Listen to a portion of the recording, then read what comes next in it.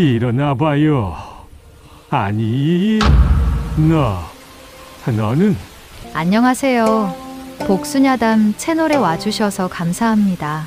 구독과 좋아요 누르시고 복 받아 가셔요. 어디서 듣고 계신지 댓글 남겨주시면 따뜻한 마음으로 그곳을 향해 인사 올리겠습니다. 그럼 이야기 시작합니다.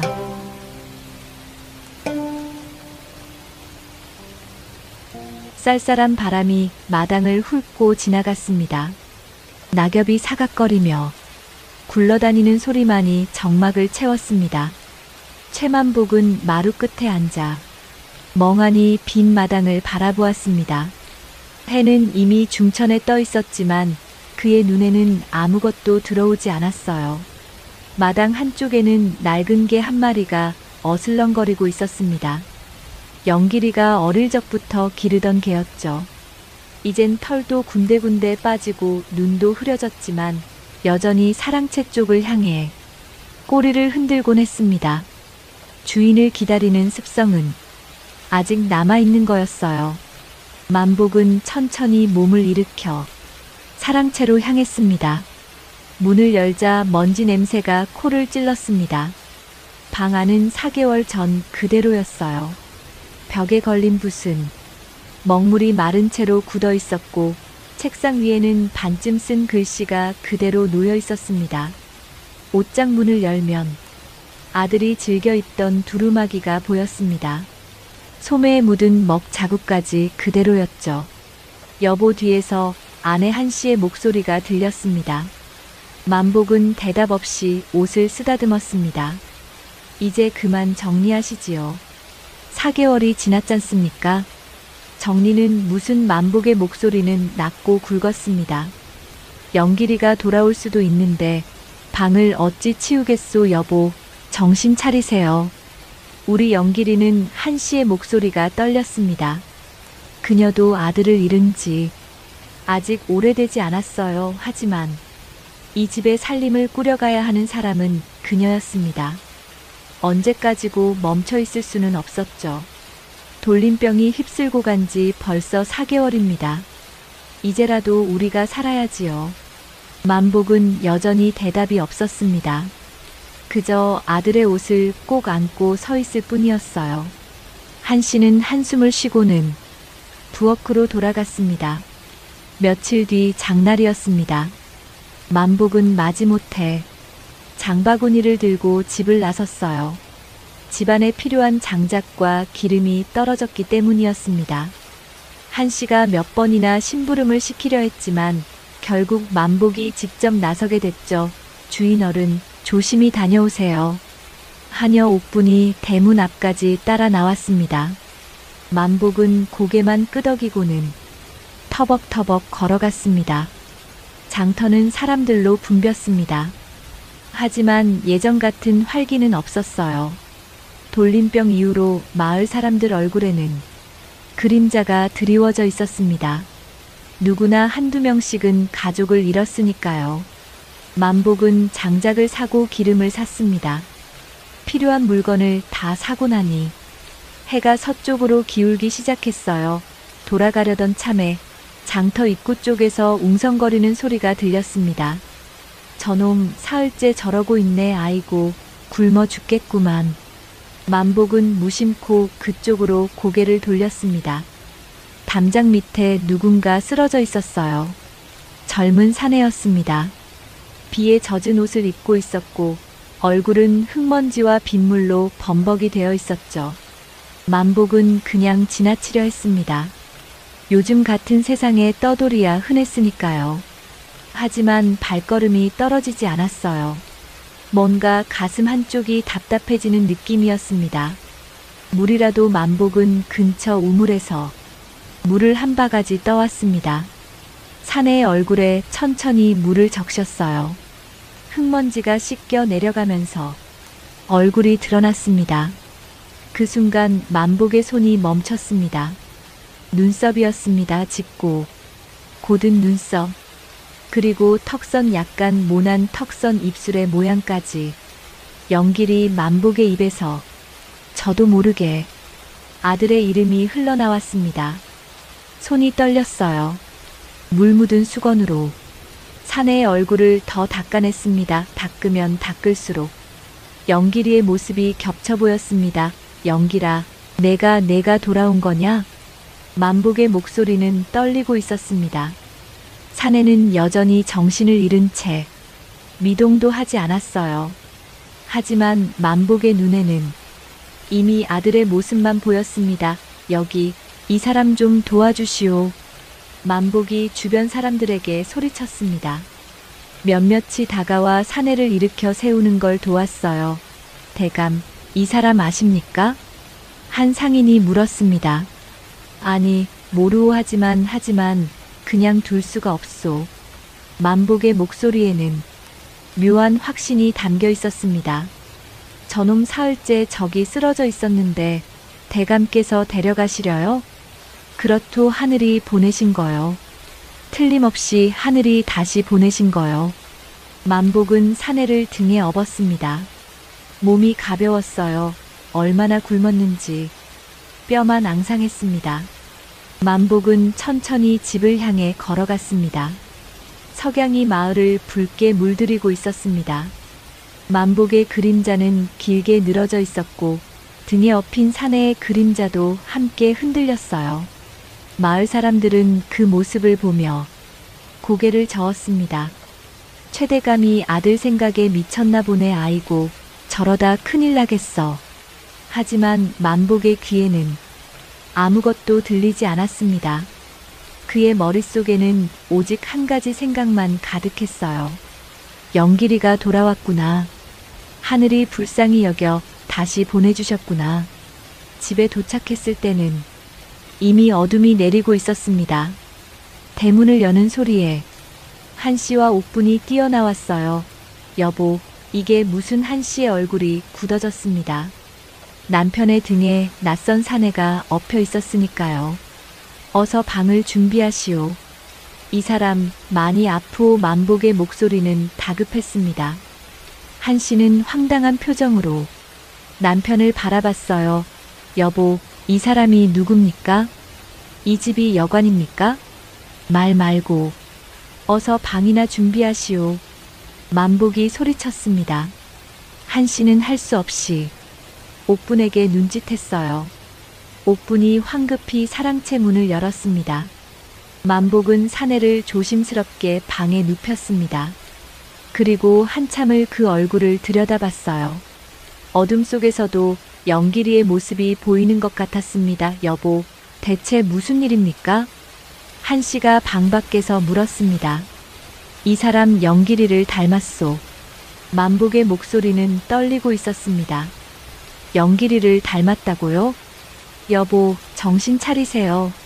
닮았다니까. 눈도 코도 입도 하늘이 불쌍히 여겨 다시 보내주신 거요. 만복의 목소리가 커졌습니다. 한씨는 더 이상 말을 잇지 못했어요. 남편의 눈빛이 예사롭지 않았으니까요. 그날 밤 만복은 사내 곁을 떠나지 않았습니다. 촛불을 켜고 밤새 그 얼굴을 바라봤어요. 보면 볼수록 영길이었습니다. 아니, 영길이처럼 보였습니다. 만복의 눈에서 눈물이 흘러내렸습니다. 새벽이 밝아왔습니다. 한씨는 밤새 한숨도 못 잤어요. 사랑채에서 촛불이 꺼지지 않는 걸 보며 가슴이 답답했습니다. 남편이 저 낯선 사내를 밤새 지키고 있다는 게 믿기지 않았죠. 부엌으로 나온 한씨는 옥분과 마주쳤습니다. 마님, 주인 어른께서 아직도 말 말거라. 한씨는 손을 저었습니다. 하지만 속은 부글부글 끓고 있었어요. 20년을 함께 살았지만 남편의 저런 모습은 처음이었습니다. 해가 중천에 떴을 무렵 사랑채에서 인기척이 났습니다. 만복이 대야에 물을 담아 들고 나왔어요. 얼굴에는 피곤한 기색이 역력했지만 눈빛만은 이상하게 반짝이고 있었습니다. 여보, 그 사람 깨어났습니까? 한씨가 물었습니다. 아직이요. 하지만 숨소리가 고르니 곧 깨어날 거요. 만복은 그렇게 말하고는 다시 방으로 들어갔습니다. 한 씨는 입술을 깨물었어요. 해가 서쪽으로 기울 무렵 드디어 사내가 눈을 떴습니다. 희미하게 뜬 눈으로 천장을 바라보더니 고개를 천천히 돌렸어요. 정신이 드시오? 만복의 목소리가 떨렸습니다. 사내는 만복을 바라봤습니다. 멍한 눈빛이었어요. 여기가 어디입니까? 목소리는 갈라져 있었습니다. 며칠을 굶었던 사람의 목소리였죠. 내 집이요. 장터에서 쓰러져 있기에 데려왔소. 만복은 물그릇을 들어 사내의 입에 가져다 댔습니다. 사내는 급하게 물을 들이켰어요. 물이 턱으로 흘러내렸지만 아랑곳하지 않았습니다. 천천히, 천천히 마시시오. 만복의 손길은 조심스러웠습니다. 마치 깨지기 쉬운 물건을 다루듯이요. 한 씨는 문 밖에서 그 모습을 지켜보고 있었습니다. 가슴이 철렁 내려앉았어요. 남편의 눈빛이 예전에 어린 영길이를 돌보던 그 눈빛과 똑같았으니까요. 성함이 어찌 되시오? 돌쇠. 돌쇠라고 합니다. 사내는 힘없이 대답했습니다. 돌쇠. 고향은 어디요? 저 북쪽 산골입니다. 집안이 모두 돌림병으로 말끝을 흐렸습니다. 만복의 얼굴이 일그러졌어요. 자신과 같은 처지였습니다. 그래, 그랬구려. 만복은 사내의 손을 꽉 잡았습니다. 사내는 놀란 듯 만복을 쳐다봤어요. 한 씨는 더 이상 참을 수 없었습니다. 방으로 들어서며 날카롭게 말했습니다. 여보, 이제 그만 나오시지요. 제가 미음을 끓여드리겠습니다. 아, 그래. 그게 좋겠소.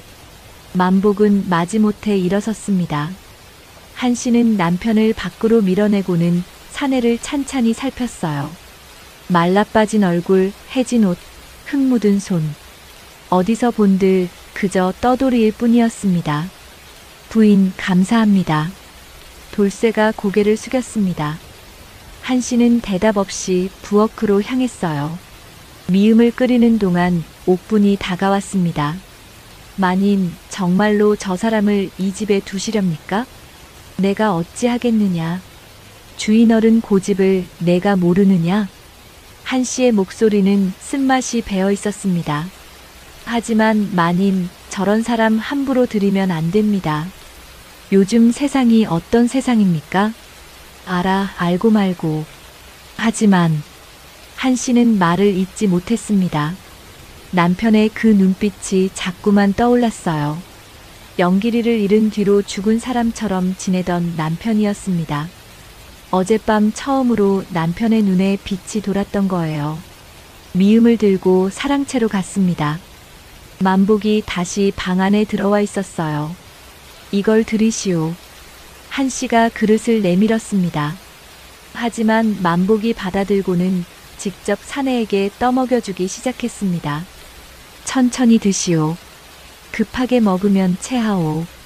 한 씨는 그 모습을 보다 못해 밖으로 나왔습니다. 마당 한쪽에 주저앉아 하늘을 올려다봤어요. 구름이 천천히 흘러가고 있었습니다. 하늘도 무심하시지. 어찌 저리 닮은 사람을 보내셨습니까? 한 씨의 눈에서 눈물이 흘렀습니다. 해가 지고 저녁 시간이 되었습니다. 만복은 영길이가 입던 옷을 꺼내왔어요. 그 중에서도 가장 덜 해진 두루마기를 골랐습니다. 이걸 입으시오. 그 누더기로는 추울 것이오. 돌쇠는 옷을 받아들고 잠시 망설였습니다. 옷감의 질이 좋았어요. 가난한 떠돌이가 입기엔 과분한 옷이었습니다. 이런 좋은 옷을.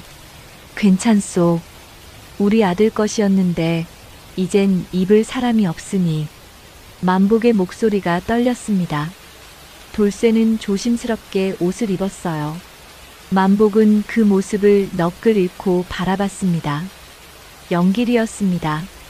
아니, 영길이처럼 보였습니다.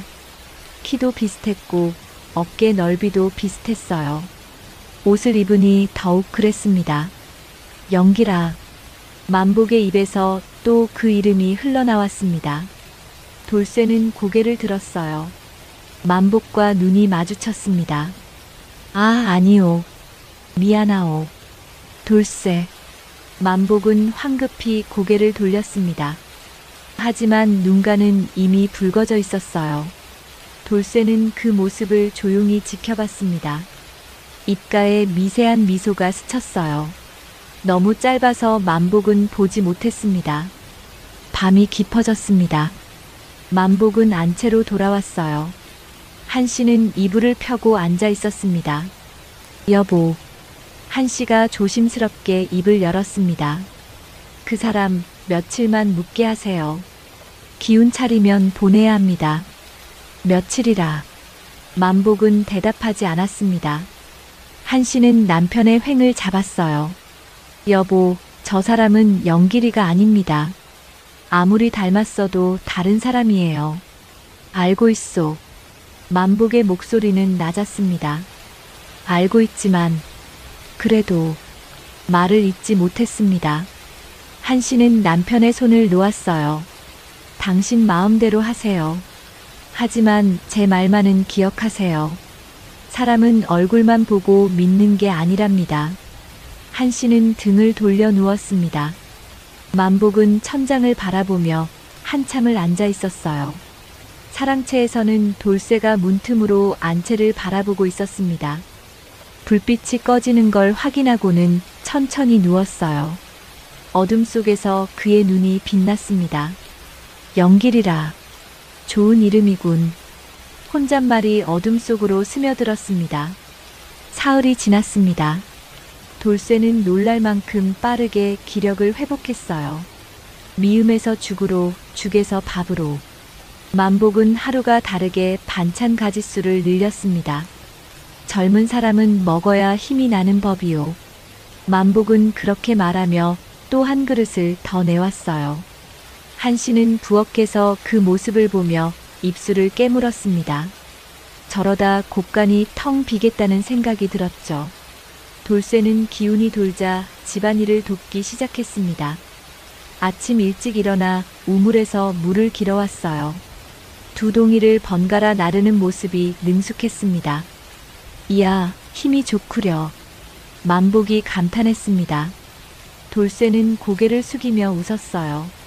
대감님께서 먹여주신 덕분입니다. 대감은 무슨, 그냥 어르신이라 부르거라. 만복의 얼굴에 미소가 번졌습니다. 한씨는 그 모습을 멀찍이서 지켜보고 있었어요. 남편의 얼굴에 저런 표정이 뜬 게 몇 개월 만인지 모를 일이었습니다. 오후가 되자 돌쇠는 마당 한쪽에 쌓인 장작을 패기 시작했습니다. 도끼를 들어 올리고 내리치는 동작이 거침없었어요. 땀이 이마를 타고 흘러내렸습니다. 만복은 마루에 앉아 그 모습을 바라봤습니다. 도끼를 들어 올릴 때마다 드러나는 어깨선, 땀에 젖어 목에 달라붙은 옷깃. 영길이가 살아있을 때 저렇게 장작을 패던 기억이 떠올랐어요. 어르신, 어디 편찮으십니까? 돌쇠가 도끼를 내려놓고 다가왔습니다. 만복은 눈가를 훔쳤어요. 아니요, 괜찮소. 그저 옛날 생각이 나서. 무슨 일이 있으셨습니까? 돌쇠의 목소리는 조심스러웠습니다. 만복은 한참을 말없이 있다가 천천히 입을 열었어요. 우리 아들 말이오. 자네만 했을 때 돌림병으로 세상을 떠났지. 아. 돌쇠는 고개를 숙였습니다. 그래서 그랬군요. 제가 그분과 닮았다고 하신 게. 응, 참 많이 닮았어. 목소리까지 비슷하니 신기할 노릇이지. 만복은 돌쇠의 손을 잡았습니다. 거칠고 투박한 손이었어요. 하지만 손가락의 길이, 손톱의 모양이 영길이와 비슷했습니다. 손도 똑같구나. 만복의 목소리가 떨렸습니다. 돌쇠는 만복의 얼굴을 올려다봤어요. 그 눈빛을 똑바로 보며 말했습니다. 제게도 이런 집이 있었다면 좋았을 텐데요. 그 말에 만복의 눈에서 눈물이 흘렀습니다. 저녁 무렵 옥분이 안채방을 청소하고 있었습니다. 이불을 개고 먼지를 털어내다가 문득 서랍장을 열었어요. 한 씨가 아끼는 비녀와 은전을 넣어두는 곳이었습니다. 비녀는 그대로 있었습니다. 하지만 은전 하나가 보이지 않았어요. 옥분은 서랍을 다시 뒤졌습니다. 없었습니다. 이상하네. 옥분은 고개를 갸우뚱했습니다. 분명 사흘 전 청소할 때는 있었어요. 한 씨께서 직접 세어보시던 것도 기억났습니다. 옥분은 서둘러 부엌으로 향했습니다. 한 씨가 저녁 준비를 하고 있었어요. 마님. 옥분이 작은 목소리로 불렀습니다. 한 씨는 고개를 돌렸어요. 왜 그러느냐? 안채 서랍에 있던 은전 하나가 없어졌습니다. 한 씨의 손이 멈췄습니다. 국자를 놓고 옥분에게 다가왔어요. 없어졌다니 내가 잘못 본 게 아니냐? 아닙니다. 분명히 사흘 전에는 있었습니다. 한 씨의 얼굴이 굳어졌습니다. 사흘 전 돌쇠가 온 날이었어요. 이 일은 주인 어른께 말하지 마라. 하지만 마님, 증거도 없는데 무턱대고 말하면 우리만 혼난다. 알겠느냐? 한 씨의 목소리가 단호했습니다. 옥분은 고개를 끄덕였어요. 그날 밤 한 씨는 잠을 이루지 못했습니다. 은전 하나쯤이야 큰 돈이 아니었어요. 하지만 그게 문제가 아니었습니다. 저 사내가 이 집을 훑어보고 있다는 게 문제였죠. 다음 날 아침 마을 우물가에서 이웃 안악들이 모여 수군거렸습니다.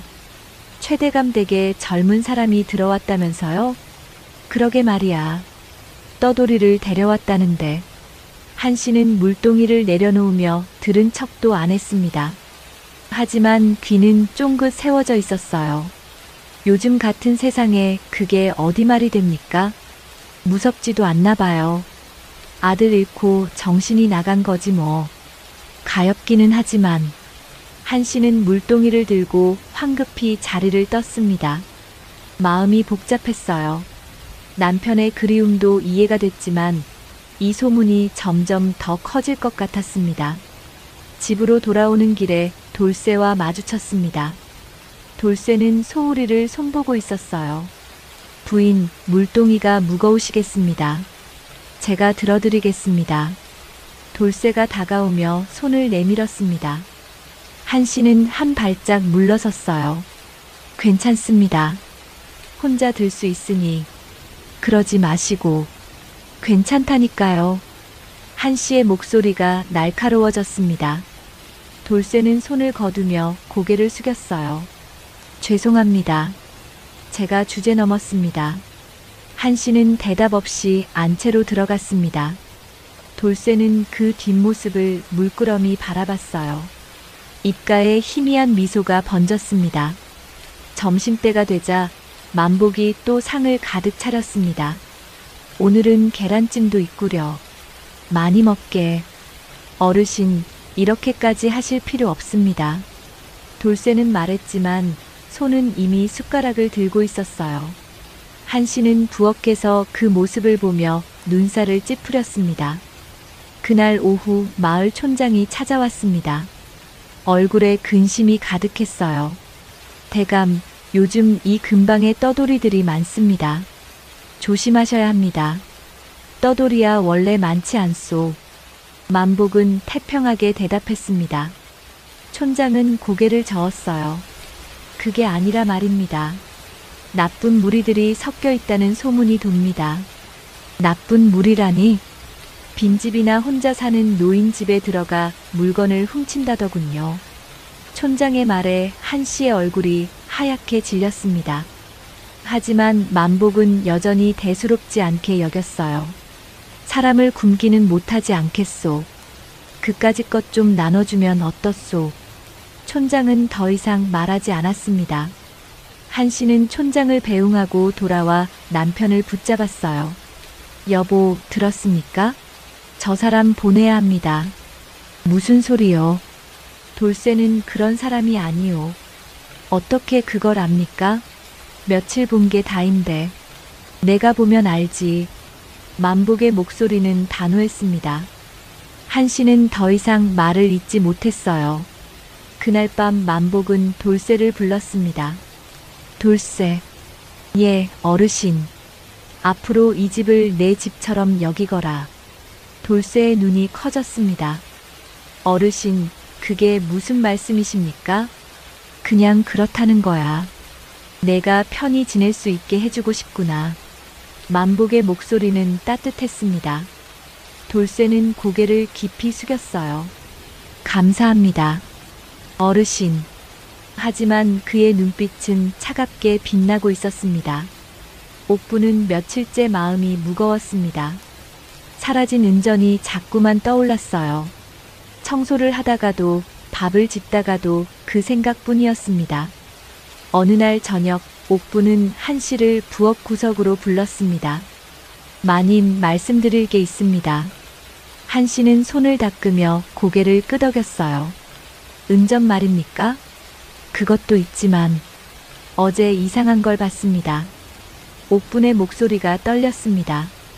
한 씨는 주위를 살피고는 목소리를 낮췄어요. 무엇을 봤느냐? 저녁에 돌쇠가 담장 밖 누군가와 뭔가를 주고받는 것 같았습니다. 한 씨의 얼굴이 하얗게 질렸습니다. 확실하냐? 어두워서 잘은 못 봤습니다만 분명 작은 꾸러미 같은 걸 건넸습니다. 한 씨는 입술을 깨물었습니다. 은전이 사라진 것도 이제는 담장 밖 사람과 무언가를 주고받는다니 심상치 않았어요. 주인 어른께 말씀드려야 하지 않겠습니까? 옥분이 조심스럽게 물었습니다. 한 씨는 고개를 저었어요. 아직은 안 된다. 제대로 된 증거가 없으면 오히려 우리만 구박받는다. 하지만 내가 직접 확인해 보마. 너는 그 사람 행동을 잘 지켜보기만 해라. 한 씨의 목소리는 단호했습니다. 옥부는 고개를 끄덕이고 물러났어요. 그날 밤 한 씨는 잠을 설쳤습니다. 돌쇠의 소지품을 확인해 봐야 할까 고민했어요. 하지만 남편이 알면 큰일이었습니다. 만복은 요즘 돌쇠에게 완전히 마음을 빼앗긴 상태였으니까요. 다음 날 아침 만복이 장에 나간 사이 한 씨는 사랑채로 향했습니다. 손이 떨렸어요. 문을 살짝 열고 안을 들여다봤습니다. 방은 깨끗했습니다. 이불은 단정하게 개져 있었고 구석에 보자기 하나가 놓여 있었어요. 한 씨는 주위를 살피고는 재빨리 보자기를 풀었습니다. 헌옷 몇 벌과 해진 신발이 전부였습니다. 한 씨는 구석구석을 더 뒤졌어요. 하지만 아무것도 나오지 않았습니다. 찾으시는 게 있습니까? 뒤에서 목소리가 들렸습니다. 한 씨는 깜짝 놀라 돌아봤어요. 돌쇠가 문간에 서 있었습니다. 아, 그게... 한 씨는 말을 잇지 못했습니다. 돌쇠는 천천히 방으로 들어왔어요. 혹시 제가 뭘 훔쳤다고 생각하시는 겁니까? 목소리는 차분했지만 눈빛은 날카로웠습니다. 한 씨는 한 발짝 물러섰어요. 그런 게 아니라 부인께서 저를 믿지 못하시는 건 알고 있습니다. 하지만 저는 어르신께 은혜를 입은 사람입니다. 절대 배신하지 않습니다. 돌쇠의 목소리에 힘이 들어갔습니다. 한 씨는 할 말을 잃었어요. 실례했습니다. 한 씨는 황급히 방을 나왔습니다. 가슴이 두근거렸어요. 저 눈빛, 저 태도. 뭔가 석연치 않았습니다. 며칠 뒤 마을에 이상한 소문이 돌기 시작했습니다. 동쪽 마을 김씨네 집에서 닭이 사라졌다는 거였어요. 그뿐만이 아니었습니다. 서쪽 마을에서는 장에 갔던 돈이 모자란다는 소리도 들렸습니다. 우물가에서 아낙네들이 모였습니다. 요즘 도둑이 도는가 봐요. 그러게 말입니다. 무서워서 밤에 잠을 못 자겠어요. 한 씨는 물동이를 내려놓으며 귀를 기울였습니다. 최대감 댁에도 떠돌이 하나 들었다면서요? 조심하셔야 할 텐데. 그러게요. 요즘 같은 세상에. 한 씨는 더 이상 듣지 않았습니다. 서둘러 집으로 돌아왔어요. 저녁 무렵 만복이 마을 어귀에서 돌아왔습니다. 한 씨는 남편을 마루로 불렀어요. 여보, 들었습니까? 마을에 도둑이 든다고 합니다. 들었소. 그래서 만복의 반응은 담담했습니다. 그러니 조심해야 하지 않겠습니까? 조심은 당연히 해야지. 하지만 그게 돌쇠와 무슨 상관이오? 여보. 한 씨의 목소리가 높아졌습니다. 요즘 헐벗은 사람이 많소. 다 의심하면 어쩌자는 거요? 만복은 고개를 저었습니다. 한 씨는 더 이상 말을 하지 못했어요. 그날 밤 돌쇠는 일부러 만복을 찾아왔습니다. 어르신, 왜 그러느냐? 제가 이 집에 민폐만 끼치는 것 같습니다. 돌쇠의 목소리에 눈물이 섞였습니다. 만복은 깜짝 놀라 일어났어요. 무슨 소리냐? 부인께서 저를 의심하십니다. 당연한 일이지요. 저 같은 떠돌이를 어찌 믿겠습니까? 그런 소리 말거라. 내 아내가 좀 조심스러울 뿐이야. 만복은 돌쇠의 어깨를 두드렸습니다. 하지만 어르신께 누가 될까봐 두렵습니다. 차라리 제가 떠나는 게 안 된다. 만복의 목소리가 커졌습니다. 너는 이 집에 있어야 한다. 내가 그렇게 정했어. 돌쇠는 고개를 숙였습니다. 어깨가 떨렸어요. 만복은 그 모습을 보며 가슴이 미어졌습니다. 걱정 말거라. 내가 다 알아서 할 테니. 만복의 목소리는 따뜻했습니다. 돌쇠는 천천히 고개를 들었어요. 눈가에 눈물이 맺혀 있었습니다. 감사합니다, 어르신. 돌쇠가 물러간 뒤 만복은 안채로 갔습니다. 한 씨가 바느질을 하고 있었어요. 여보. 만복의 목소리가 묵직했습니다. 한 씨는 바늘을 놓고 남편을 바라봤어요. 돌쇠를 너무 몰아세우지 마시오. 여보, 제 말 좀 들어보세요. 들을 것 없소. 그 아이는 순박한 사람이요. 내가 보장하오. 만복의 어조는 단호했습니다. 한 씨는 입을 다물었어요. 더 이상 말해봤자 소용없다는 걸 알았습니다. 그날 밤 옥부는 뒤뜰에 나가 빨래를 걷고 있었습니다. 달빛이 희미하게 마당을 비추고 있었어요. 문득 담장 너머에서 낮은 목소리가 들렸습니다. 옥부는 숨을 죽이고 귀를 기울였습니다. 내일 밤이다. 누군가의 목소리였습니다. 돌쇠는 아니었어요. 하지만 분명 이 집을 향해 한 말이었습니다. 옥부는 담장 쪽으로 살금살금 다가갔습니다. 틈새로 내다보니 두 사람의 그림자가 보였어요. 확실하냐? 안채에 금고가 있다. 늙은이가 열쇠를 갖고 있어. 돌쇠의 목소리였습니다. 옥부는 입을 막았어요. 온몸에 소름이 돋았습니다. 좋아. 신호를 보내라. 알았다. 인기척이 사라졌습니다. 옥부는 그 자리에 주저앉았어요. 다리에 힘이 풀렸습니다.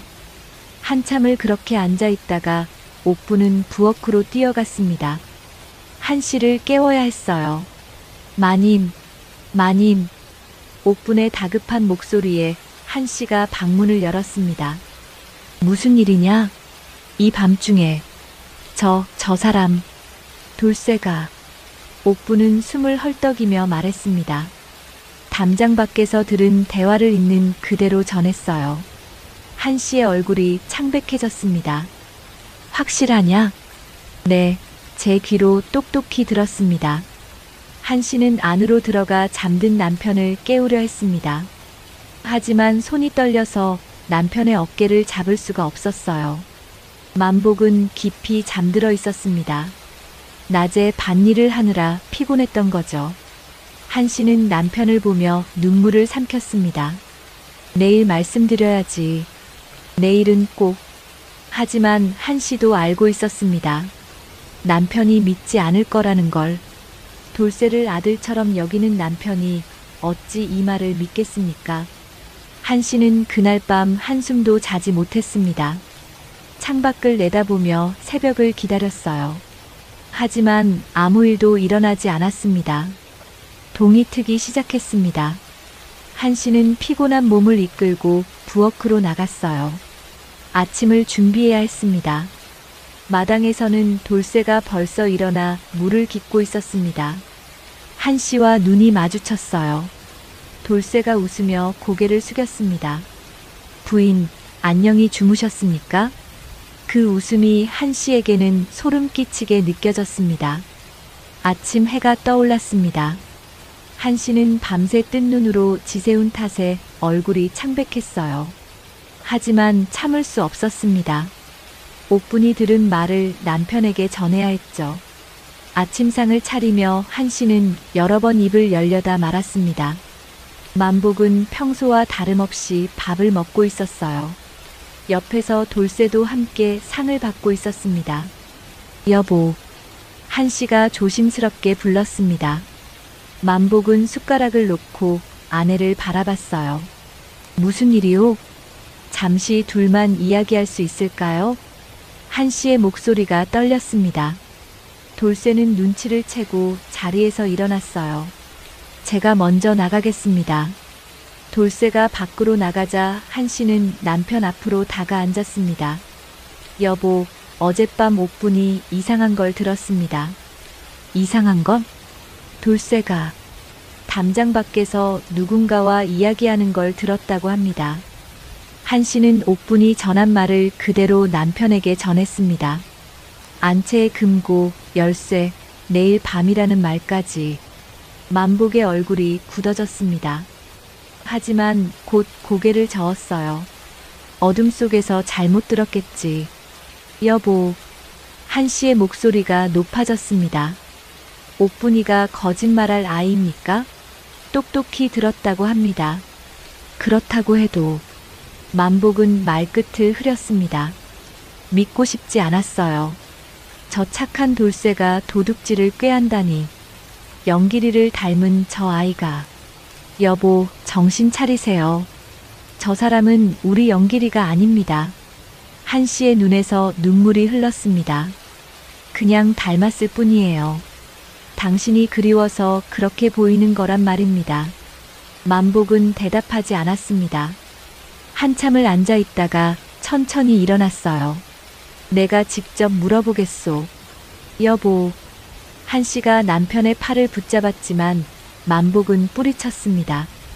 마당에서 돌쇠는 장작을 패고 있었습니다. 만복이 다가오는 걸 보고 도끼를 내려놓았어요. 어르신. 돌쇠, 물어볼 게 있다. 만복의 목소리는 평소보다 낮았습니다. 돌쇠는 고개를 갸우뚱했어요. 무엇이든 말씀하십시오. 어젯밤 담장 밖에서 누군가와 이야기했느냐? 돌쇠의 눈이 잠깐 흔들렸습니다. 하지만 곧 평온한 표정을 되찾았어요. 아, 그 말씀이십니까? 돌쇠는 환하게 웃었습니다. 장터에서 저를 도와주셨던 분이 계십니다. 제가 기운 차린 걸 보고 싶어 하셔서 잠깐 인사를 나눴습니다. 그게 전부냐? 네, 어르신. 그게 전부입니다. 돌쇠의 목소리는 담담했습니다. 눈빛도 맑았어요. 만복은 그 얼굴을 한참 들여다봤습니다. 그리고 제가 이 집에 묵으면서 입은 은혜를 어찌 갚을까 고민이었습니다. 그분께서 조언을 해주셔서 감사했습니다. 돌쇠가 고개를 숙였습니다. 저 같은 사람을 의심하시는 건 당연합니다. 하지만 어르신, 제가 이 집에 해를 끼칠 리 없습니다. 돌쇠의 눈가에 눈물이 맺혔습니다. 저는 정말 감사할 뿐입니다. 만복의 가슴이 철렁 내려앉았습니다. 저 눈물, 저 떨리는 목소리. 영길이가 어릴 적 잘못을 저지르고 울던 모습과 똑같았어요. 알았다. 그만 울어라. 만복은 돌쇠의 어깨를 두드렸습니다. 내가 자네를 믿는다. 걱정 말거라. 돌쇠는 소매로 눈가를 닦았습니다. 감사합니다, 어르신. 만복이 안채로 돌아가자 한씨가 기다리고 있었습니다. 어떻게 됐습니까? 착오였소. 그저 아는 사람과 인사를 나눴을 뿐이라오. 여보, 그게 말이 됩니까? 한씨의 목소리가 떨렸습니다. 옥분이가 분명히, 옥분이가 어둠 속에서 잘못 들었겠지. 만복이 소리를 질렀습니다. 한씨는 입을 다물었어요. 사람이 굶어 죽을 판인데 손 하나 내민 걸 의심하는 게 옳고? 당신이 너무 냉정하오. 만복은 그렇게 말하고는 사랑채로 향했습니다. 한씨는 그 자리에 주저앉았어요. 가슴이 답답했습니다. 옥분이 부엌에서 나와 한씨 곁에 앉았습니다. 마님, 괜찮다. 내 잘못이 아니야. 한씨는 눈물을 닦았습니다. 주인 어른께서 저 사람을 너무 믿으십니다. 그래서 더 위험하구나. 믿음이 깊을수록 배신은 더 아프니까. 한씨의 목소리는 쓸쓸했습니다. 오후가 되자 돌쇠는 일부러 더욱 열심히 일했습니다. 마당을 쓸고 헛간을 정리하고 심지어 담장에 허물어진 곳까지 손봤어요. 마을 사람들이 지나가며 그 모습을 봤습니다. 최대감댁 머슴 참 부지런하네. 그러게, 저렇게 일 잘하는 사람도 드물어. 소문은 금방 퍼졌습니다. 돌쇠가 착하고 성실하다는 말이 마을에 돌았어요. 한씨는 그 소문을 들으며 더욱 답답했습니다. 저녁 무렵 만복이 돌쇠를 불렀습니다. 돌쇠, 네, 어르신. 오늘 수고 많았다. 이리 앉거라. 만복은 술상을 차려놓고 있었습니다. 돌쇠는 황송한 표정으로 앉았어요. 어르신, 이런 대접은 과분합니다. 아니다. 자네가 이 집에 온 뒤로 내 마음이 한결 가벼워졌어. 만복이 술잔을 따랐습니다. 나도 늙어서 외로웠는데 자네가 있으니 좋구나. 돌쇠는 술잔을 받아들었습니다. 저야말로 감사합니다. 두 사람은 한참을 마주 앉아 술을 마셨습니다. 만복의 얼굴에는 미소가 가득했어요. 한씨는 창문 너머로 그 모습을 지켜봤습니다. 남편이 행복해 보였습니다. 돌림병 이후 처음으로 웃는 얼굴이었어요. 내가 잘못 생각한 걸까? 한씨는 혼란스러웠습니다. 저렇게 다정하게 대화를 나누는 두 사람을 보니 의심이 잘못된 것 같기도 했어요. 하지만 옥분이 들은 말이 자꾸만 떠올랐습니다. 안채, 금고, 내일 밤. 밤이 깊어졌습니다. 만복은 술에 취해 안채로 돌아왔어요. 한씨가 부축해서 눕혔습니다. 여보, 행복하십니까? 한씨가 조심스럽게 물었습니다. 만복은 눈을 감은 채 중얼거렸어요. 오랜만에 영길이와 술을 마신 것 같아. 한씨의 가슴이 철렁 내려앉았습니다. 남편은 돌쇠를 영길이로 착각하고 있었어요. 여보, 저 사람은 영길이가 아닙니다. 알아. 하지만 닮았잖아. 만복의 목소리가 잦아들었습니다. 곧 코를 골기 시작했어요. 한씨는 남편의 얼굴을 내려다봤습니다. 편안한 표정이었습니다. 오랜만에 보는 평화로운 얼굴이었어요. 이대로 두는 게 맞는 걸까? 한씨는 고민에 빠졌습니다. 남편의 행복을 지켜줘야 할까? 아니면 진실을 밝혀야 할까? 창밖에서는 달빛이 마당을 비추고 있었습니다. 사랑채의 불빛이 희미하게 깜빡거렸어요. 그 안에서 돌쇠는 혼자 앉아 있었습니다. 낮에 웃던 얼굴은 온데간데 없었어요. 차갑고 날카로운 눈빛으로 안채를 바라보고 있었습니다. 고지다. 돌쇠의 입에서 낮은 중얼거림이 흘러나왔습니다. 어둠 속에서 그의 입가에 비웃음이 번졌어요.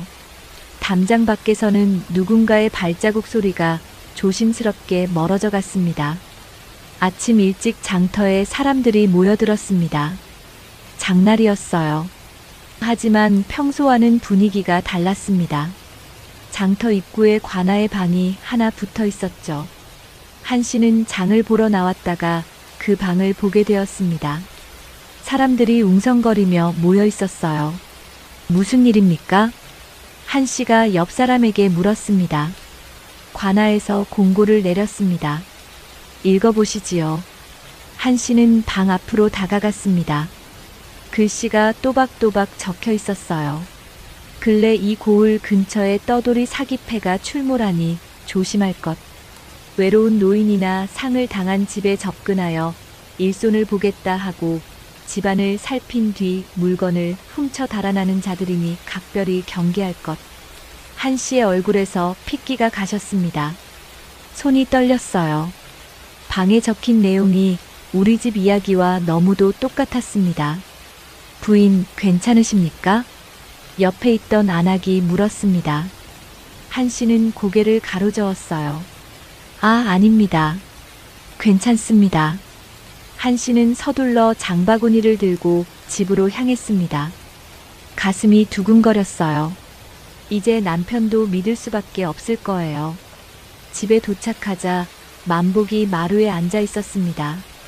한 씨는 숨을 고르고 남편에게 다가갔어요. 여보, 장터에서 관아 공고를 받습니다. 무슨 공고? 떠돌이 사기패에 대한 공고입니다. 외로운 노인 집에 들어가 일을 도와주는 척하다가 물건을 훔친다고. 한 씨의 목소리가 떨렸습니다. 만복의 얼굴이 굳어졌어요. 그게 우리 집 얘기와 똑같지 않습니까? 여보. 만복은 한숨을 쉬었습니다. 세상엔 비슷한 일이 많은 법이요. 다 우리 집에 대입하지 마시오. 하지만 돌쇠는 그런 사람이 아니라니까. 만복이 소리를 질렀습니다. 한 씨는 입술을 깨물었어요. 더 이상 말해도 소용없었습니다. 그때 돌쇠가 밖에서 들어왔습니다. 손에 약초 한 묶음을 들고 있었어요. 부인. 돌쇠가 한 씨에게 다가왔습니다. 이게 뭡니까? 기침에 좋다는 약초입니다. 부인께서 요즘 기침을 하시는 것 같아서 구해왔습니다. 돌쇠는 환하게 웃으며 약초를 내밀었습니다. 한 씨는 그것을 받지 않았어요. 저는 필요 없습니다. 부인, 그러지 마시고. 됐다고 합니다. 한 씨의 목소리가 날카로워졌습니다. 돌쇠는 당황한 표정으로 만복을 바라봤어요. 어르신. 여보, 왜 그러시오? 돌쇠가 호의로 구해온 건데.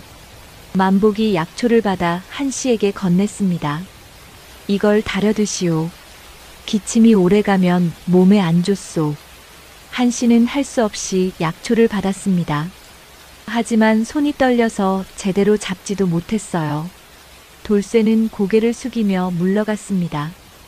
입가에는 미세한 미소가 번졌어요. 한 씨의 그 떨리는 손을 보며 속으로 웃고 있었습니다. 오후가 되자 한 씨는 부엌에서 약초를 다리고 있었습니다. 옥분이 다가와 작은 목소리로 말했어요. 마님, 저 약초 드시면 안 됩니다. 나도 알아. 하지만 주인 어른 눈이 있으니 어쩔 수 없구나. 한 씨는 약초를 바라보며 한숨을 쉬었습니다. 그 사람이 주는 건 다 의심스럽습니다. 그래. 하지만 증거가 없으니. 두 사람은 서로를 바라보며 말없이 고개를 끄덕였어요. 저녁 무렵 한 씨는 안채 근처를 지나가다가 이상한 소리를 들었습니다. 긁는 소리 같았어요. 발소리를 죽이고 다가가 보니 돌쇠였습니다. 돌쇠는 안채 자물쇠를 만지작거리고 있었어요. 손가락으로 자물쇠의 틈을 재보고 문틈의 간격을 살피고 있었습니다. 이건 쇠로 되어 있으니. 돌쇠가 중얼거렸습니다. 한 씨는 숨을 죽였어요. 심장이 빠르게 뛰었습니다. 돌쇠는 주위를 둘러보더니 천천히 물러났습니다.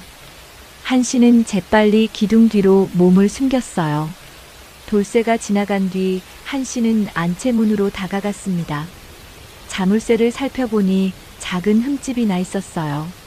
누군가 도구로 긁은 자국이었습니다. 한 씨는 서둘러 마을로 향했습니다. 촌장댁을 찾아가야 했어요. 이제는 외부의 도움이 필요했습니다. 촌장 댁에 도착하자 촌장이 마당에서 담배를 피우고 있었습니다. 아니, 최대감 댁 부인. 무슨 일이십니까? 촌장님, 급한 일이 있어 찾아왔습니다. 한 씨의 목소리는 다급했습니다. 촌장은 한 씨를 방으로 안내했어요. 한 씨는 지금까지 있었던 일을 모두 말했습니다. 돌쇠가 들어온 경위, 사라진 은전, 옥분이 들은 대화, 그리고 오늘 본 자물쇠 흠집까지. 촌장의 얼굴이 점점 굳어졌습니다. 그 사람 수상하긴 합니다만. 촌장은 말끝을 흐렸습니다. 혹시 최대감께서 그 사람을 데려오신 게 돌아가신 도련님 때문이라는 얘기를 들었습니다. 한 씨는 고개를 끄덕였어요. 그렇습니다. 주인 어른께서 영길이를 너무 그리워하시는 바람에. 그래서 더 조심하셔야 합니다. 그런 마음을 노리는 자들이 있습니다. 촌장의 목소리가 무겁게 가라앉았습니다. 관아 이방에게 알려야겠습니다. 내일 아침에 포졸들과 함께 가보겠습니다. 고맙습니다, 촌장님. 한 씨는 깊이 절을 했습니다. 집으로 돌아오는 길은 어두웠습니다. 달빛만이 희미하게 길을 비추고 있었어요. 한 씨는 집이 가까워질수록 가슴이 두근거렸습니다. 대문을 열고 들어서자 마당이 고요했습니다. 사랑채에서는 불빛이 새어나오고 있었어요. 한 씨는 안채로 들어갔습니다. 만복이 책을 읽고 있었어요. 어디 다녀오셨소? 잠깐 바람 쐬러 나갔습니다. 한 씨는 거짓말을 했습니다. 아직은 남편에게 말할 수 없었어요. 그러시오. 밤이 차가우니 조심하시오. 만복은 다시 책으로 시선을 돌렸습니다. 한 씨는 남편의 옆모습을 바라봤어요. 평화로운 얼굴이었습니다. 내일이면 모든 게 밝혀질 거예요. 그때는 당신도 알게 되겠지요. 한 씨는 속으로 중얼거렸습니다. 밤이 깊어졌습니다. 한 씨는 잠들지 못하고 누워 있었어요. 옆에서 만복은 깊이 잠들어 있었습니다. 창밖에서 작은 소리가 들렸습니다. 한 씨는 조심스럽게 일어나 창가로 다가갔어요. 담장 너머에서 낮은 휘파람 소리가 들렸습니다. 한 씨는 숨을 죽였습니다. 사랑채에서 돌쇠가 나왔습니다. 담장 쪽으로 천천히 걸어가더니 담을 넘어 밖으로 나갔어요. 한 씨는 그 모습을 지켜보며 주먹을 꽉 쥐었습니다. 손톱이 손바닥을 파고들었어요. 내일이다. 내일이면 모든 게 끝난다. 한 씨는 그렇게 중얼거리며 창가에 서 있었습니다. 달빛이 그녀의 창백한 얼굴을 비추고 있었어요. 담장 밖에서는 낮은 목소리들이 들렸습니다. 내일 밤이다. 준비는 다 됐냐? 안채 자물쇠만 부수면 된다. 좋아. 신호를 기다려라. 목소리들이 사라졌습니다. 고요함이 다시 마당을 채웠어요. 한 씨는 그날 밤 한숨도 자지 못했습니다. 새벽이 올 때까지 창가에 앉아 있었어요. 동이 트기 시작했습니다. 이제 고지다. 한 씨의 눈빛이 결연하게 빛났습니다. 밤이 깊어갔습니다. 한 씨는 안채 구석에 몸을 숨기고 있었어요. 옥분도 함께였습니다. 두 사람은 숨을 죽이고 사랑채를 지켜보고 있었습니다. 마님, 정말로 오늘 밤 일을 벌일까요? 옥분이 떨리는 목소리로 물었습니다. 한 씨는 고개를 끄덕였어요.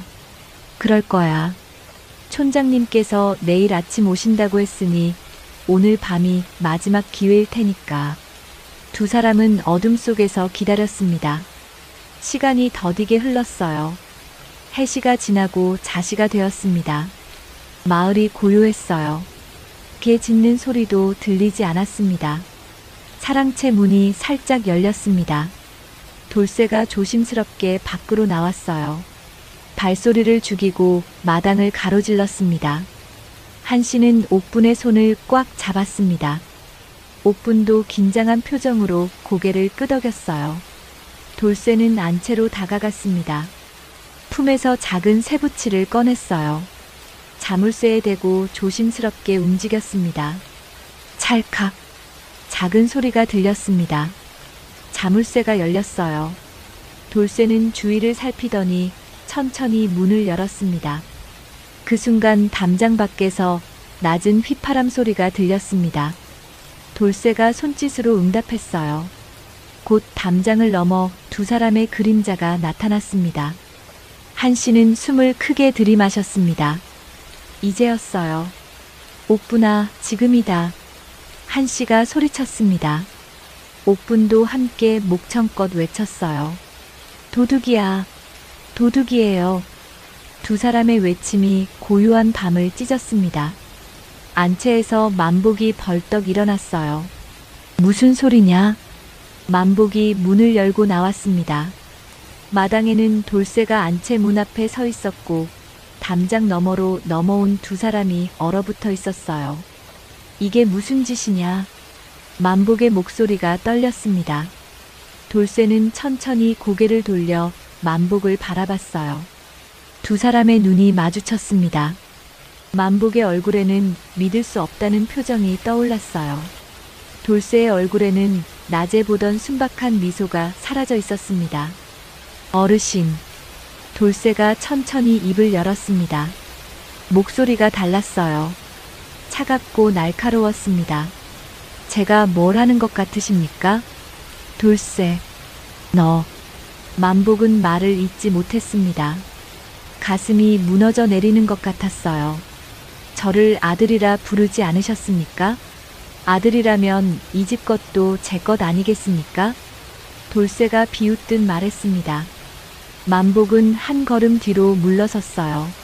내가 널 믿었는데. 믿으셨죠? 그래서 제가 여기 있는 겁니다. 돌쇠는 품에서 작은 보자기를 꺼냈습니다. 안채 안에서 꺼낸 물건들이 보였어요. 은전, 비녀, 옷감. 이만하면 한동안은 먹고 살 수 있겠습니다. 한씨가 달려 나왔습니다. 여보, 제가 뭐라고 했습니까? 한씨의 목소리는 울음이 섞여 있었습니다. 만복은 그 자리에 주저앉았어요. 영기라. 만복의 입에서 아들의 이름이 흘러나왔습니다. 돌쇠는 그 모습을 보며 코웃음을 쳤어요. 영길이는 죽었습니다. 전 그냥 비슷하게 생긴 떠돌이일 뿐이에요.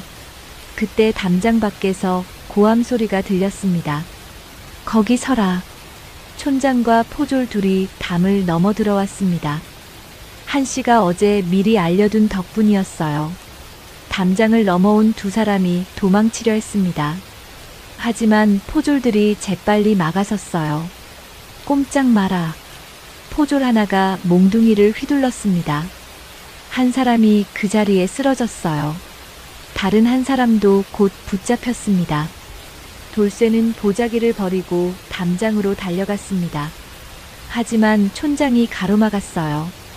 이놈, 감히 사람의 마음을 갖고 놀았느냐. 촌장이 돌쇠의 멱살을 잡았습니다. 돌쇠는 발버둥 쳤지만 소용없었어요. 나요. 나달란 말이에요. 돌쇠가 소리쳤습니다. 포졸이 다가와 돌쇠의 팔을 뒤로 비틀었어요. 돌쇠는 무릎을 꿇었습니다. 만복은 그 모습을 멍하니 바라보고 있었습니다.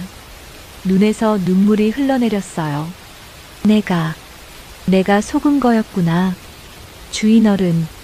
한씨가 남편 곁으로 달려갔습니다. 만복을 부축하려 했지만 만복은 꿈쩍도 하지 않았어요. 포졸이 돌쇠를 일으켜 세웠습니다. 돌쇠는 마지막으로 만복을 돌아봤어요. 내가 속인 게 아닙니다. 어르신이 믿고 싶어 한 거예요. 돌쇠가 소리쳤습니다. 만복의 어깨가 떨렸어요. 닮은 사람 하나 데려와 먹이고 재우면 아들이 돌아올 줄 알았습니까? 세상이 그렇게 호락호락합니까? 돌쇠의 목소리는 날카로웠습니다. 한씨가 앞으로 나섰어요. 입 다물어라. 내가 무슨 자격으로. 자격이요? 전 그저 살려고 했을 뿐입니다. 이 집이 날 이용했듯이 전 이 집을 이용한 거예요. 포졸이 돌쇠의 입을 막았습니다. 돌쇠는 계속 발버둥쳤지만 끌려나갔어요. 담장을 넘어온 두 사람도 함께 끌려갔습니다. 그중 한 명이 포졸에게 말했어요. 저희는 새 고을을 돌며 이런 집을 찾았습니다. 외로운 노인들, 자식 잃은 집들. 닥쳐라. 포졸이 그의 뺨을 때렸습니다. 하지만 그 사람은 계속 말했어요. 돌쇠가 제일 잘했어요. 닮은 얼굴 하나로 이렇게 오래 있었으니까요. 보통은 사흘도 못 버티는데. 촌장이 그를 밀쳤습니다. 세 사람 모두 담장 밖으로 끌려갔어요. 마당에는 고요함이 찾아왔습니다. 만복은 여전히 그 자리에 앉아 있었어요. 보자기에서 흘러나온 물건들이 땅에 흩어져 있었습니다. 한씨는 남편 옆에 무릎을 꿇고 앉았습니다. 여보, 내가 바보였소. 만복의 목소리는 떨리고 있었습니다. 영길이를 너무 그리워한 나머지 거짓을 진실로 믿었소. 아닙니다. 당신 잘못이 아니에요. 한씨가 남편의 손을 잡았습니다. 당신은 그저 아버지였을 뿐입니다. 아들을 그리워하는 게 무슨 죄입니까? 만복은 한씨를 바라봤습니다. 아내의 눈에도 눈물이 가득했어요. 미안하오. 당신 말을 듣지 않아서 그랬어요. 이제 끝났으니까요. 두 사람은 서로를 껴안았습니다.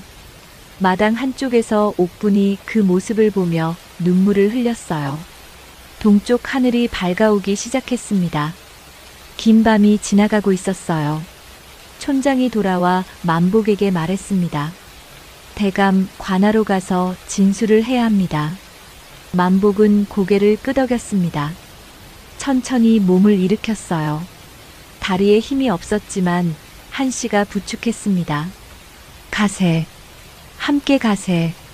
만복이 말했습니다. 한씨는 남편의 손을 꽉 잡았어요. 해가 떠올랐습니다. 새로운 아침이었지만 만복의 가슴은 여전히 무거웠습니다. 사랑채 문이 활짝 열려 있었습니다. 돌쇠가 쓰던 방은 텅 비어 있었어요. 영길이의 옷만이 바닥에 벗겨져 있었습니다. 만복은 그 옷을 집어들었습니다. 천천히 가슴에 안았어요. 영길아, 아버지가 미안하구나. 만복의 울음소리가 빈 방에 울려 퍼졌습니다. 해가 중천에 떴습니다.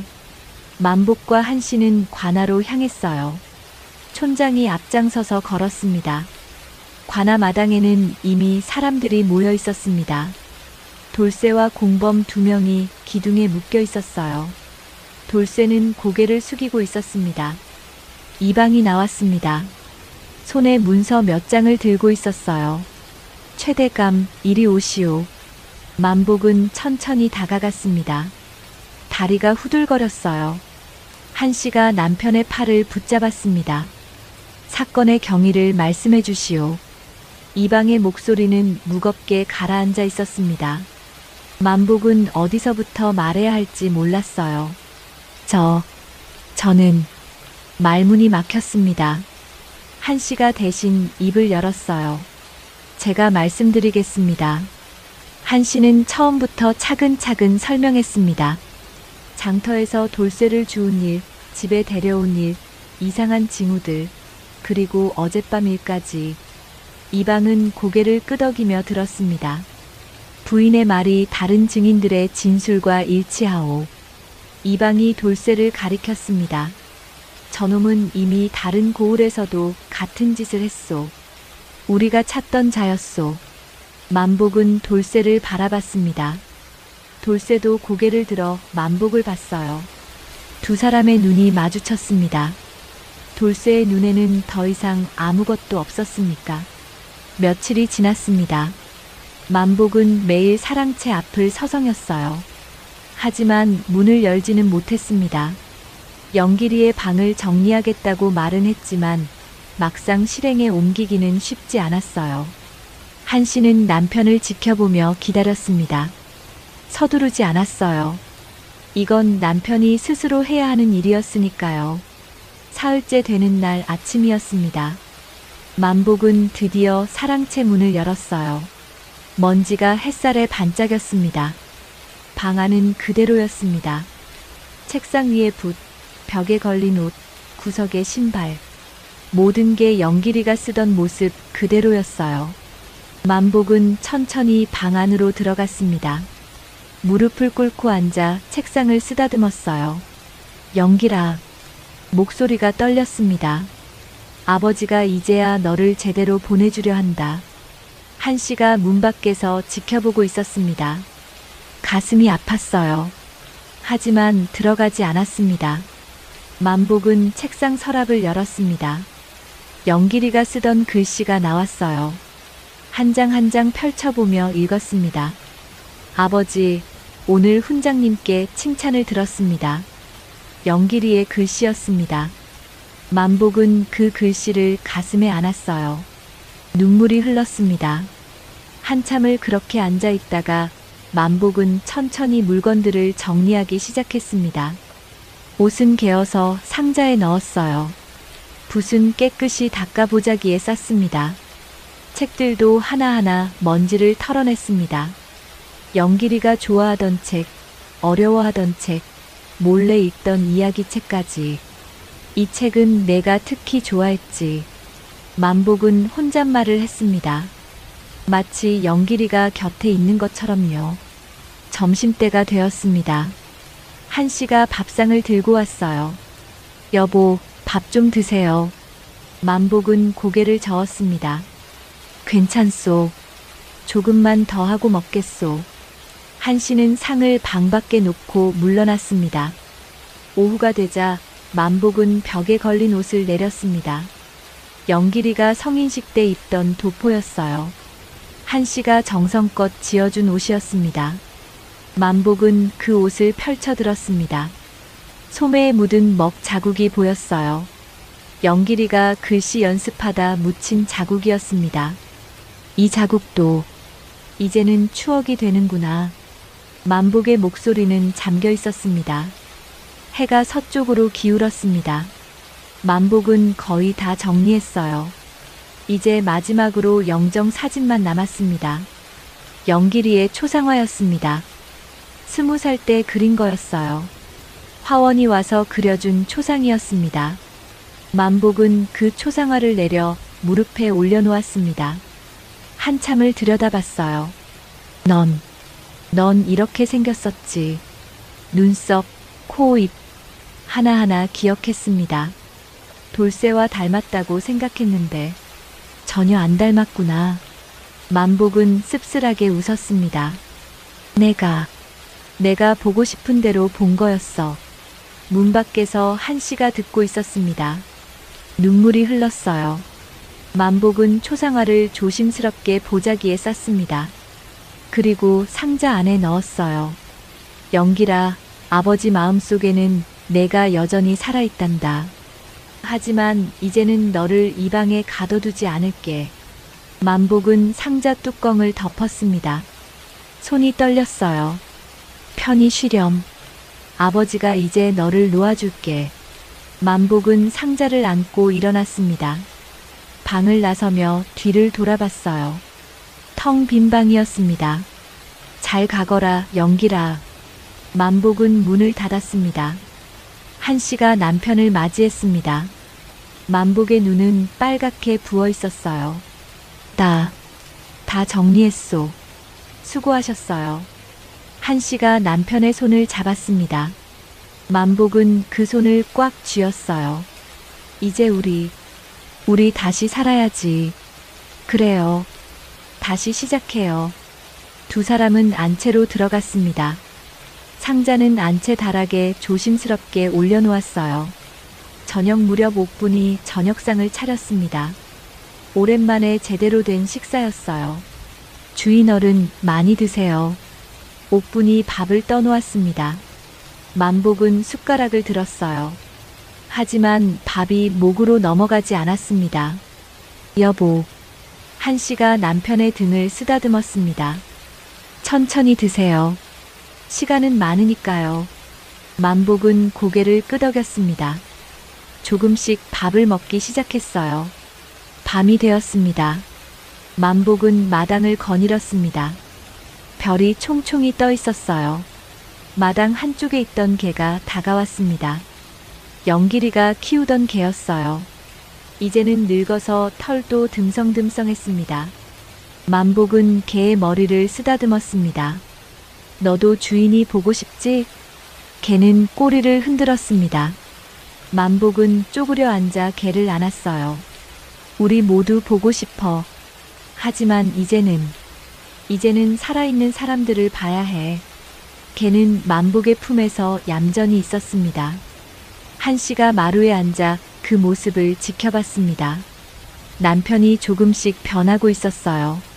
며칠 뒤 마을 장터에 만복이 나타났습니다. 오랜만이었어요. 사람들이 수군거렸습니다. 최대감이 나오셨네. 많이 상하셨을 텐데. 만복은 사람들의 시선을 느끼면서도 태연하게 걸었습니다. 장을 보고 사람들과 인사를 나눴어요. 장터 한쪽에 떠돌이 하나가 앉아 있었습니다. 굶주린 얼굴이었어요. 만복은 그를 보고 잠시 멈칫했습니다. 예전 같았으면 얼굴을 살펴봤을 겁니다. 혹시 영길이와 닮지 않았나 하고요. 하지만 이제는 아니었습니다. 만복은 주머니에서 떡 하나를 꺼냈습니다. 떠돌이에게 던져줬어요. 이거나 먹게. 떠돌이가 감사하다며 절을 했습니다. 만복은 고개만 끄덕이고 지나갔어요. 더 이상 얼굴을 보지 않았습니다. 감정을 주지도 않았어요. 그저 굶주린 사람에게 먹을 것을 준 것뿐이었습니다. 집으로 돌아오는 길이었습니다.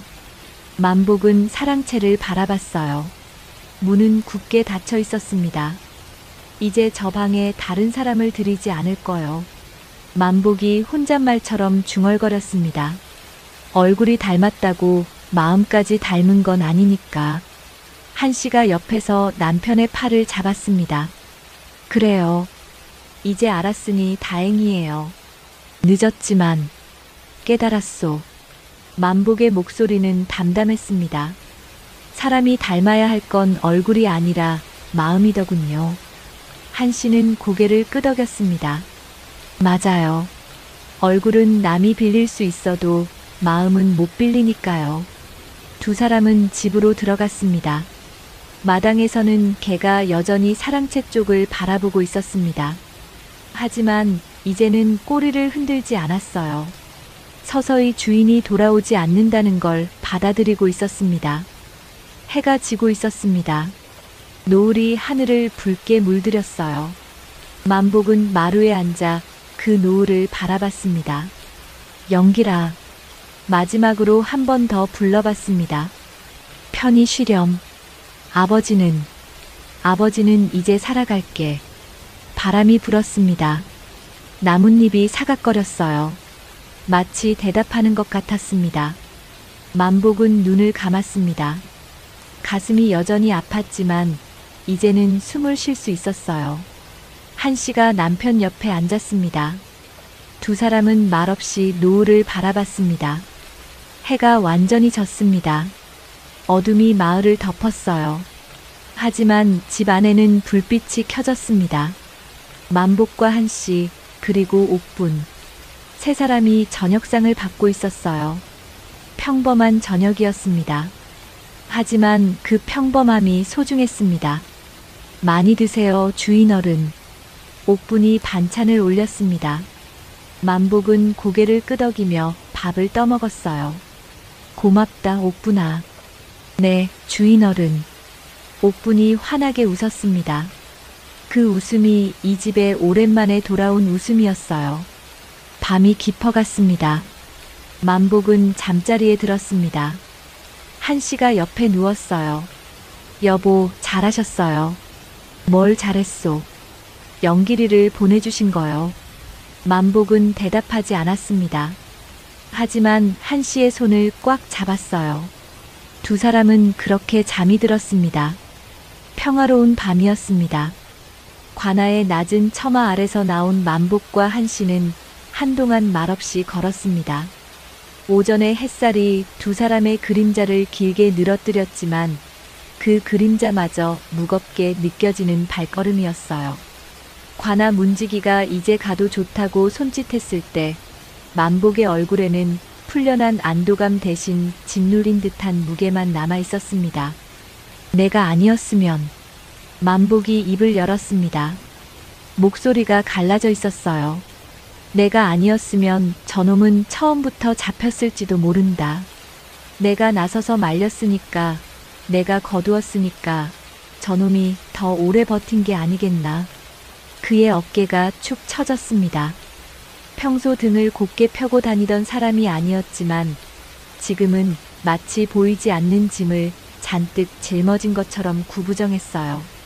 한씨는 남편의 옆모습을 힐끗 보고는 작게 한숨을 내쉬었습니다. 당신이 아니었으면 저놈이 더 많은 사람을 속였겠지. 한씨의 목소리는 담담했지만 그 안에는 분명한 단호함이 있었어요. 우리가 눈치채지 못했다면 저 자식은 이 장터를 아예 소굴로 만들었을 거야. 당신 선행이 헛된 건 아니었어. 만복은 고개를 들어 한씨를 바라봤습니다. 그의 눈에는 여전히 혼란이 어려 있었지만 아내의 말이 조금은 위안이 되는 듯 했어요. 두 사람은 다시 걸음을 옮겼고 어느새 장터 어귀에 들어섰습니다. 장터는 여느 때처럼 북적였습니다. 엿장수가 가위질 소리를 내며 아이들을 불러 모았고 나물 파는 아낙네들이 저마다 목청을 높였어요. 하지만 어제와는 다른 공기가 흘렀습니다. 사람들의 시선이 부부에게 모였다가 슬쩍 비켜가기를 반복했거든요. 어떤 이는 고개를 끄덕였고 어떤 이는 혀를 찼습니다. 저 거지 부부 덕에 도둑놈 잡혔다지. 그래도 괜히 저런 사람 도와서 저 꼴 아니겠나.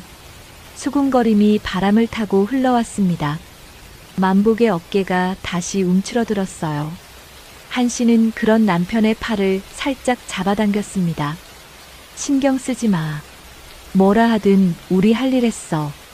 그때 주막 쪽에서 익숙한 목소리가 들렸습니다. 야, 거기. 주막 주모였어요. 앞치마에 손을 닦으며 성큼성큼 걸어오던 그는 품에서 무언가를 꺼냈습니다. 삼배보에 쌓인 밥 한 덩이였어요.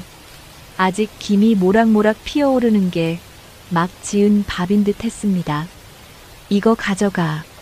주모가 한씨의 손에 밥을 쥐어주었습니다. 너희 덕에 이 동네 맑아졌다. 뭐 장사꾼 입장에서야 소동 없는 게 제일이거든. 말은 무뚝뚝했지만 주모의 눈가에는 옅은 미소가 번졌어요. 한씨가 고맙다는 말을 하려는 순간 주모는 이미 돌아서서 주막으로 돌아가고 있었습니다.